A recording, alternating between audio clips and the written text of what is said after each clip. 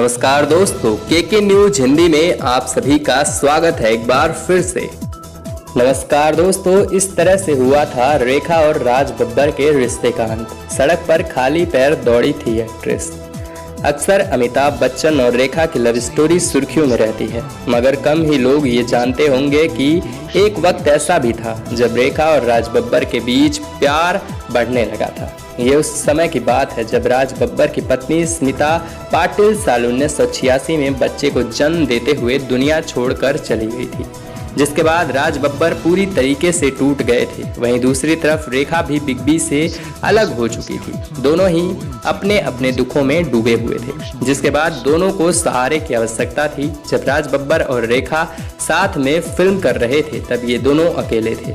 दोनों का यही अकेलापन राज और रेखा को नज़दीक ले आया। हालांकि रेखा ने कभी भी अपने और राज के रिश्ते पर किसी प्रकार की कोई बात नहीं की, मगर राज बब्बर कई बार इस रिश्ते पर खुलकर बात करते नजर आए हैं। एक रिपोर्ट के अनुसार कुछ ही वक्त के लिए सही, मगर दोनों के बीच गहरा रिश्ता बन गया था। राज बब्बर अपनी पहली पत्नी के पास वापस जाना चाहते थे, मगर रेखा उन्हें जाने नहीं दिया। रिपोर्ट के मुताबिक एक दिन दोनों के बीच इसी बात को लेकर मुंबई की सड़क पर बहस हो गई थी, जिसके बाद रेखा गुस्से में नंगे पैर ही वहां से दौड़ती चली गई थी। ये नज़ारा वहां मौजूद लोगों के लिए बहुत हैरानी भरा था। कहते हैं कि वो दिन था जब दोनों के रिश्ते का अंत हो गया था।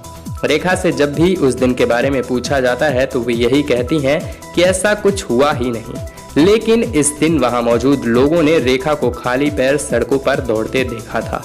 अपने इंटरव्यू में राज बब्बर ने रेखा के साथ अपने रिश्ते को कबूल किया था। उन्होंने बताया था कि हम साथ में काम करते थे और एक दूसरे को बहुत ही सपोर्ट भी करते थे। इंटरव्यू में राज ने यह भी कहा था कि रेखा के साथ उनका कनेक्टेड नहीं था,